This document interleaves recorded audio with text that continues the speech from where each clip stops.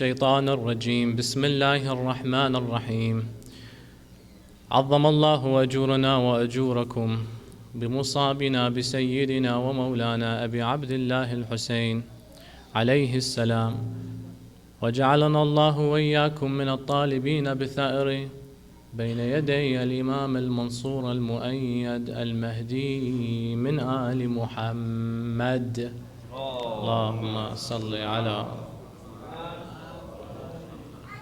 والصلاة والسلام على أشرف الأنبياء والمرسلين سيدنا ونبينا وحبيب قلوبنا وشفيع ذنوبنا أبا القاسم محمد وعلى آل بيته الطيبين الطاهرين اللهم صل على محمد ولعنة الله على أعدائهم أجمعين أما بعد قال الله تعالى في محكم كتابه الكريم بسم الله الرحمن الرحيم الذين إذا أصابتهم مصيبة قالوا إنا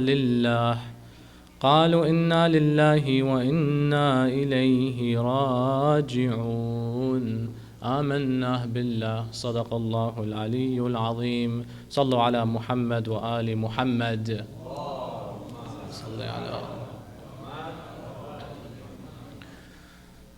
Every day in Muharram, as we have mentioned before, signifies an event in which we commemorate.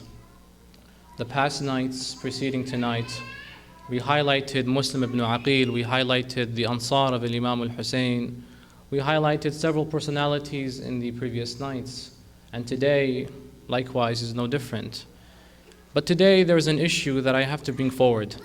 Today we will highlight and commemorate the martyrdom of Abu Fadl al-Abbas. When we say there is an issue, the issue lies here. How can we do justice with Abu Fadl al-Abbas by simply giving a lecture? We can't. Abu Fadl al-Abbas doesn't need an introduction, brothers and sisters. For this man has sacrificed himself, the biggest sacrifice. This man has given his life for the sake of humanity. This man, words cannot do justice for him. He made decisions that no man would have made. For him, how could our tears ever fade? And Abu Fadl al-Abbas, salamullahi alayh, inshallah, tonight, we're not going to analyze who he was, but rather what he is. What is the ideology that stems from this great man? It's indescribable. A man that encompassed altruism, bravery, virtue, dedication, and loyalty to his Imam, the Imam of his time, Abi Abdullah al-Hussein, salamullahi alayh. When we think Abu Fadl al-Abbas, generally our minds go to Karbala, but our minds can go somewhere else. They can go to the 36th year after Hijrah, in which Imam Ali alayhi salam, Amir al-Mu'mineen, commander of the faithful, was warring against Muawiyah ibn Abu Sufyan.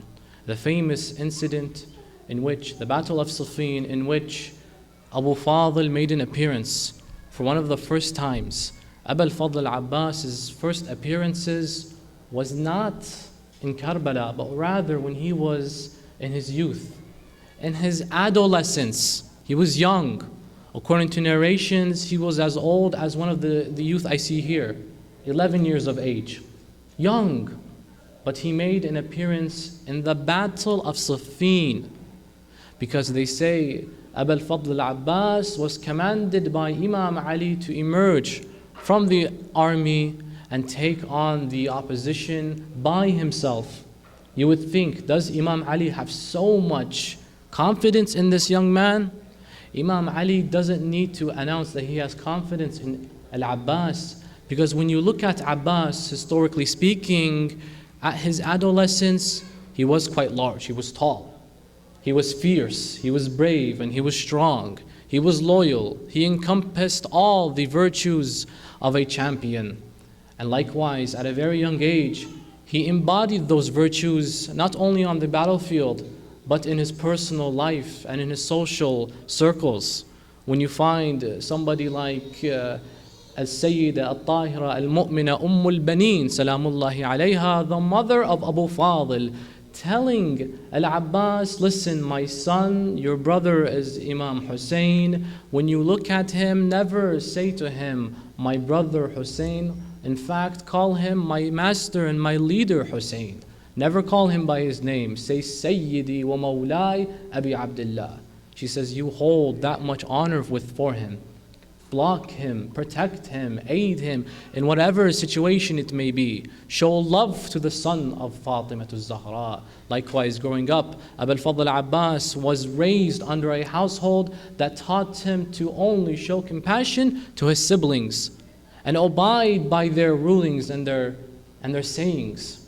Imam al-Hussein Salamullahi alayh was several years older than Al-Abbas. But history recalls that in the year 36 AD, Imam Ali sends Abu Fadl to the battlefield. And as we mentioned, he was young.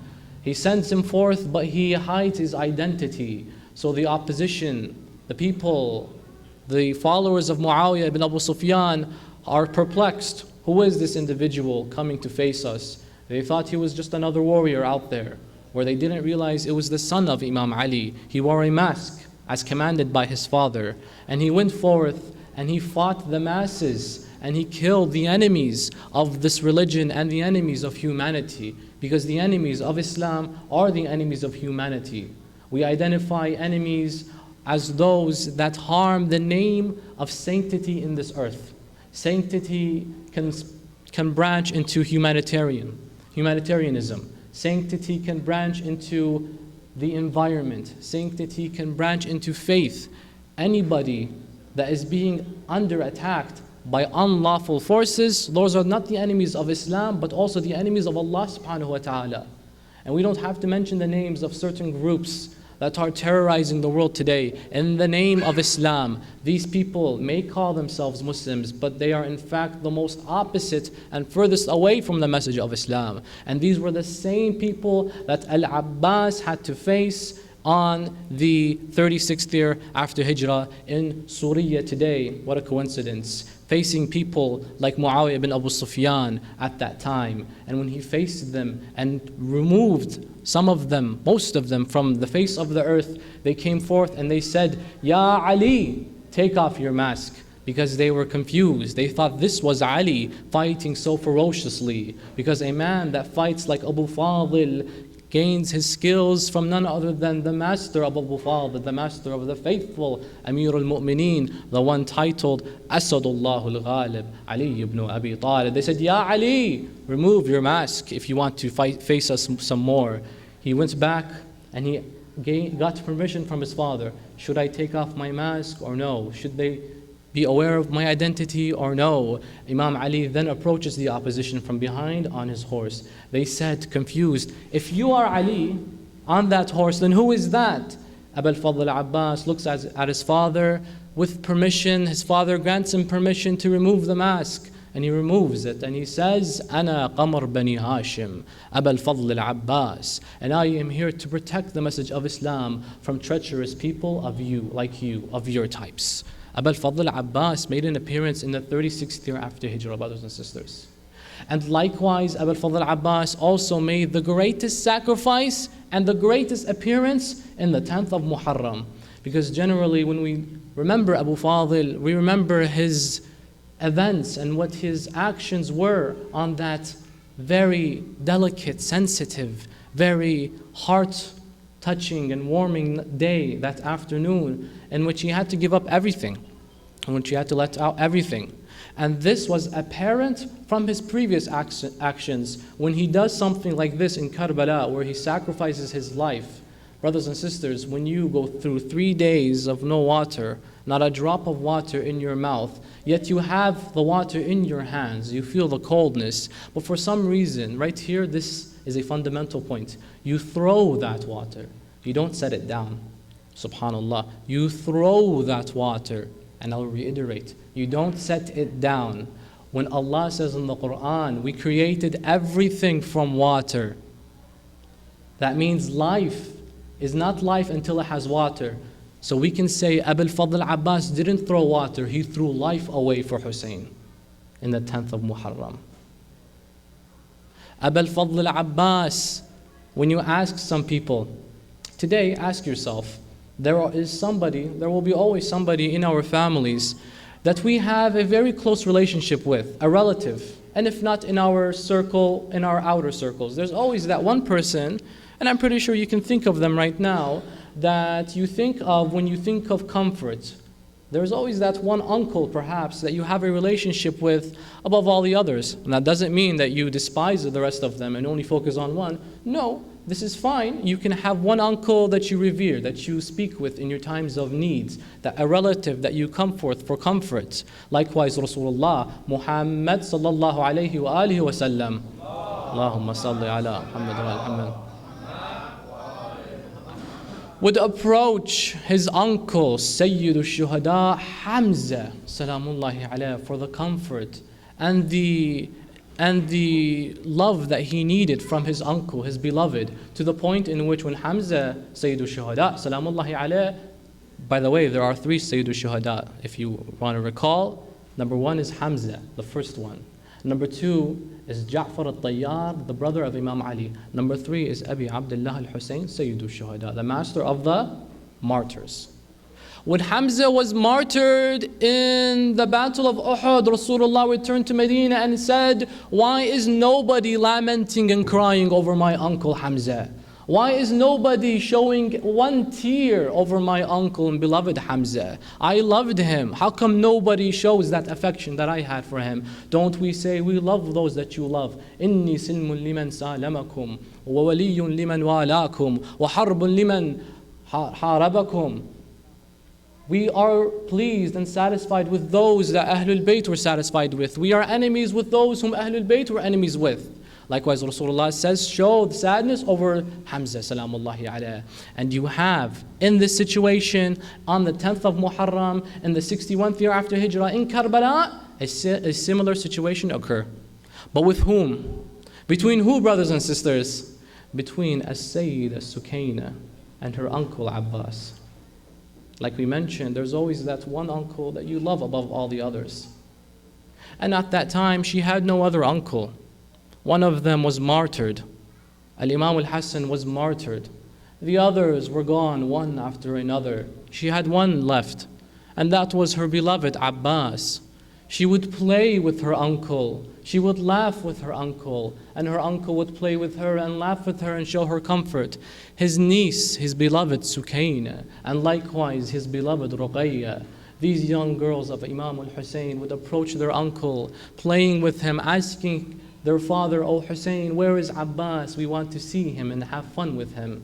There is always that one uncle that you just can't be away with. You can't be away from. And this was the same situation. The similar case occurred with Sukayna and her beloved uncle Abu Fadl, salamullahi alayhi.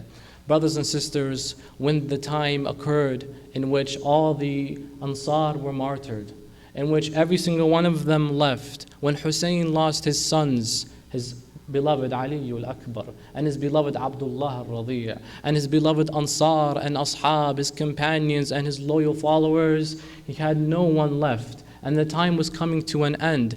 And the heat was gaining, and the crying was getting louder, and the thirst was becoming immense. The thirst, brothers and sisters, when you're thirsty, you will do anything to get the water. Even if you have to steal, you would probably steal. Water is life.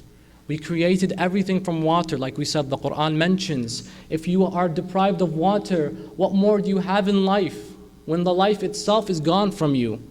And Abu Fadl al-Abbas would approach Imam al-Hussein several times. He would ask him, "Brother, allow me to go fetch them some water. It's been a few days, brother, and I can't handle it anymore." Imam al-Hussein would ask Abu Fadl, he would say, "Ya akhi, return back to the tents. Comfort them. They are in need of your love and comfort. In a few moments, we will not be there for them anymore. So be with them right now as much as we can. Abu al-Fadl al-Abbas would go back, but he would return a few moments later. Imam al-Hussein would say to him, my brother, why do you return? He says, I returned because I heard somebody scream, al-atash, al-atash, the thirst, and it was coming from the tent of a Sayyida Sukaina, and I couldn't handle listening to that anymore. Abu al-Fadl al-Abbas said to his brother, Abi Abdullah, Sayyidi wa Mawlai, allow me to go to the battlefield and allow me to speak with the opposition one more time. If we have committed crimes, then so be it. So he goes to the army of Umar ibn Sa'ad and he says to them, O army of Umar ibn Sa'ad, listen to my words. If we adults have committed crime, then we are the criminals. But what is the crime of these young children? Why do you depart them from water, from life? And then a very famous incident occurred right here, where the man himself, Shimr bin Dhul Jawshin, may Allah's curses be upon this man. He comes to him and he says, Wallah, if the whole earth were water and it was under our possession, we wouldn't give you a drop of it. Abu al-Fadl al-Abbas says, very well, then I will take it upon myself and my responsibility to retrieve that water that you have taken away from us. Brothers and sisters, it's very interesting to see that when Imam Ali alayhi salam was warring against Muawiyah in the battle of Siffin and the battle of Nahrawan against these Khawarij, there was an incident in which Imam Ali was blocked off from the water hold and Muawiyah had possession of this water. When the mu'mineen eventually gained their strength and their power over the opposition, they then got the water and Muawiyah was deprived of the water, him and his men. And what happened then? They complained saying that we need water and we know you are Amirul Mu'mineen and you are the successor of Rasulullah and you will never reject anybody. Give us some of that water. You think that if they had water and they refused to give it to them, now they have the water, they would refuse. But Imam Ali said, give them water because I cannot bear seeing a horse thirsty, so let alone a person. I ask Imam Ali alayhi salam, how about your son, Abi Abdullah in Karbala, when they had water and they refused to give a drop to him? What would you say about that? If you would show mercy to a thirsty horse, then how about the son of Rasulullah, the grandson of Rasulullah? How about the daughters of Rasulullah? Aren't they more precious than an animal? Aren't they more valuable than anybody on earth? Aren't they the children of Hujjatullah ala khalqih? Aren't they the family of the purest of progeny? Aren't they the granddaughters of Rasulullah? And that is when Abu al-Fadl al-Abbas got on his horse, mounted his horse, pulled his sword, and made his way to the opposition that was covering the river Furat. He approached the river and he got rid of some of the men and he got to the water. He placed his hands onto the water. Brothers and sisters, he filled up the water pouch with that cold river water and the drops fell onto his hands and onto his blessed cheeks, salamullahi alayh. And he fills his hands up with water. And brothers and sisters, it's as if when he looks into the water to pick it up to drink like this, he looks into it, he doesn't see his reflection, whereas he sees the reflection of Hussein and his dried lips, salamullahi alayh. And then when he picks up the water, brothers and sisters, a very famous narration occurs. He says, Ya nafsu min ba'd al-Husayn huni wa ba'dahu la kunti an takuni hadha Husaynun waridul manuni wa tashrabina barid al-ma'ini. O self, after this be patient, for there is victory, and after the death of Hussein nothing but tragedy. There is my beloved drinking the water of death, my lover, and I am drinking the water of coldness and not my brother. Abu al-Fadl al-Abbas gets on his horse. He makes his way back to the tents, and only, according to the narrations, only one thing is on his mind, and that is his niece Sukaina, nothing else. He makes his way back to the tents of Abi Abdullah until the men of Shimr bin Dhul Jawshin cover and surround him. A man from behind a palm tree cuts the right hand of Abu al-Fadl al-Abbas. And then Abu al-Fadl al-Abbas says, Wallah, in qata'tumu yamini, inni uhami abadan an dini, wa an imamin sadiq al-yaqini, najl al-nabi al-tahir al-amini. By Allah, you have cut out and removed my right hand. However, I will remain steadfast on this path. Abu al-Fadl al-Abbas was carrying a flag representing Banu Hashim that night, that evening. And he was carrying that green flag that would come by to the battlefield and all would see. But the flag was in his right arm, so his arm was removed. He carried it with his left hand. Imam al-Hussein is watching from a distance, but he only sees the flag moving from right to left. It was because he lost his right and now it's at his left. Salamullahi alayhi. Abu al-Fadl al-Abbas makes it to a distance near the tents. However, the men of Shimr bin Dhul Jawshan and Umar ibn Sa'ad then come by again from behind the tree and they remove the left hand of Abu al-Fadl al-Abbas. Abu Fadl then says, Ya nafsum la takhshay min al-kuffari wa abshari bi rahmatil jabbari ma'a al-nabi al-Mustafa al-Mukhtari qad qatta'u bi baghihim yasari fa aslihim ya Rabb harr nari. He says, Ya Allah, myself, O nafs, he's speaking to his soul, salamullahi alayhi, he has nobody else. He says, O soul, be patient. They have truly removed my left hand now. They removed my left. And I ask you, Ya Allah, Ya Jabbar, please enlighten them no more and fill their graves with the nar of Jahannam. And then they surrounded Abu Fadl, salamullahi alayhi. They surrounded him with no arms. The flag, they say, he put it down, and the water pouch, he would grab it like this with whatever he had left, because all he had in mind, his main goal was to retrieve the water back to Sayyida Sukaina.